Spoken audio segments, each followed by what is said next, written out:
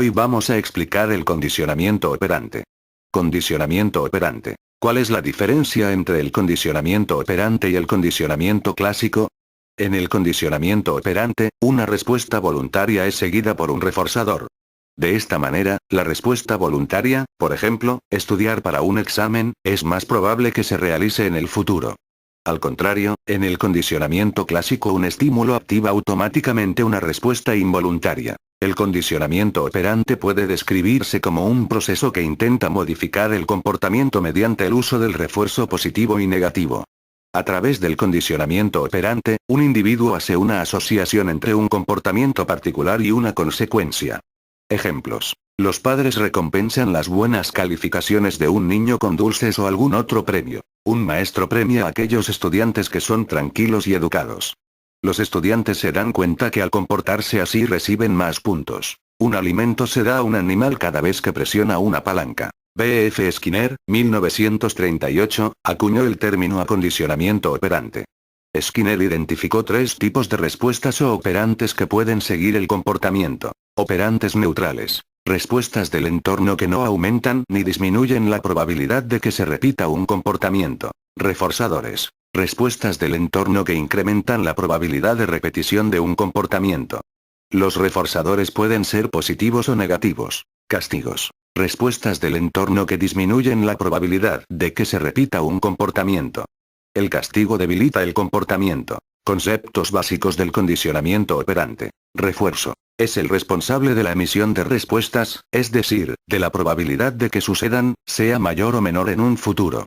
Es un estímulo reforzante y consecuente, ya que se da una vez se ha producido la respuesta. Es imposible saber si un reforzador determinado influye en la conducta hasta que no se presenta de manera contingente con una respuesta y se comprueba que el comportamiento cambia a consecuencia del reforzador. Existen dos tipos de refuerzo, positivo y negativo. Ambos tienen la misma finalidad de aumentar la probabilidad de que la respuesta se emita en situaciones futuras. Además, para Skinner los reforzadores se definen por medio de las conductas que son observables y medibles. Refuerzo positivo. El refuerzo positivo refuerza un comportamiento proporcionando una consecuencia que un individuo encuentra gratificante. Refuerzo negativo. La eliminación de un reforzador desagradable también puede fortalecer un comportamiento. Esto se conoce como refuerzo negativo porque es la eliminación de un estímulo adverso que es gratificante para el animal o la persona. El refuerzo negativo refuerza el comportamiento porque detiene o elimina una experiencia desagradable. Reforzadores primarios. Serían todos aquellos reforzadores básicos que no necesitan de ninguna historia de condicionamiento previa para funcionar como tales. Algunos ejemplos serían el agua, la comida y el sexo. Reforzadores secundarios. Los reforzadores secundarios sí estarían basados en historias previas de condicionamiento gracias a la asociación con estímulos incondicionados. Algunos ejemplos serían el dinero y las calificaciones.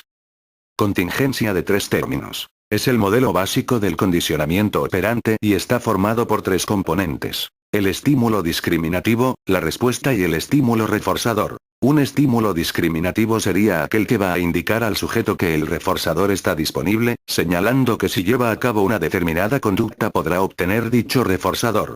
En contraposición tenemos el estímulo delta o estímulos que indican que la conducta no va a llevar a la obtención de ningún tipo de reforzador. La respuesta sería la conducta que realizará el sujeto, cuya ejecución le llevará o no a la obtención del estímulo reforzador. Un estímulo reforzador, como se ha mencionado anteriormente, es el responsable de la emisión de la conducta ya que gracias a su aparición la probabilidad de emisión de una respuesta aumentará o disminuirá en el futuro. Conceptos a conocer del condicionamiento operante. Castigo. El castigo también se mide por sus efectos en la conducta del sujeto. En cambio, a diferencia del refuerzo, lo que se pretende es la disminución o supresión de una determinada conducta. Un castigo reduce la probabilidad de emisión de una conducta en situaciones posteriores. No obstante, no elimina la respuesta ya que, si la amenaza de castigo disminuye, la conducta puede volver a aparecer. En el castigo también existen dos tipos o procedimientos diferentes, castigo positivo y castigo negativo. Castigo positivo. Este implica la presentación de un estímulo aversivo tras la realización de un determinado comportamiento.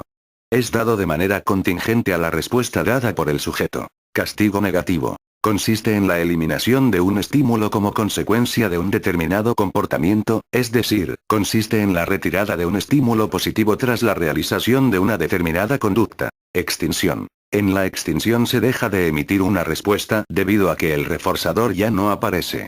Este proceso se basa en dejar de proporcionar el reforzador correspondiente que se espera conseguir y que ha hecho que ese comportamiento se mantenga a lo largo del tiempo.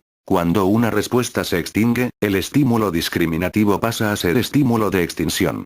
Este proceso no debe confundirse con el olvido, que es dado cuando la fuerza de un comportamiento disminuye al no haber sido emitido en un período de tiempo. Generalización. Ante una situación o estímulo determinado se condiciona una respuesta, que puede aparecer ante otros estímulos o situaciones parecidas. Discriminación. Este proceso es el opuesto al de generalización, en él se responde de manera diferente según el estímulo y el contexto. Programas de refuerzo. Skinner también estableció gracias a sus investigaciones diversos programas de refuerzo, entre los que están los programas de reforzamiento continuo y los programas de reforzamiento intermitente. Programas de refuerzo continuo. Están basados en el reforzamiento constante de la respuesta cada vez que se presente, es decir, cada vez que el sujeto ejecute la conducta deseada, obtendrá un estímulo reforzador o positivo. Programas de refuerzo intermitente. En cambio, aquí el sujeto no siempre obtiene el reforzador al realizar la conducta deseada. Estos se definen en base al número de respuestas dadas o al intervalo de tiempo transcurrido entre respuestas, dando lugar a diferentes procedimientos. Programas de razón fija. En estos programas el reforzador se proporciona cuando el sujeto genera respuestas fijas y constantes.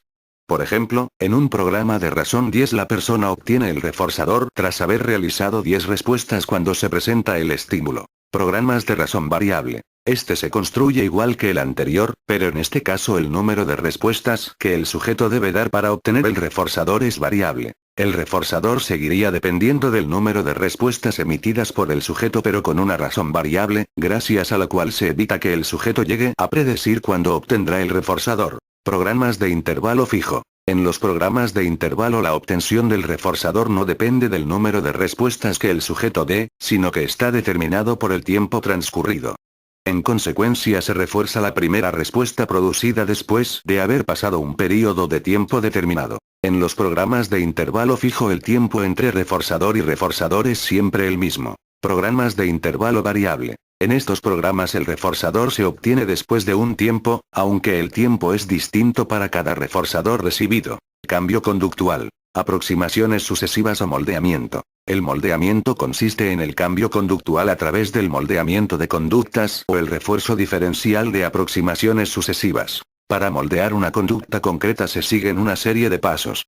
En primer lugar se identifica cuál es la conducta inicial que se pretende moldear para saber a cuál se quiere llegar. Después, se delimitan los posibles reforzadores que se van a emplear y se separa en pasos o etapas el proceso para llegar a la conducta final, reforzando cada etapa o aproximación sucesiva hasta llegar a la última. Con este procedimiento dinámico se van transformando tanto las conductas como sus consecuencias.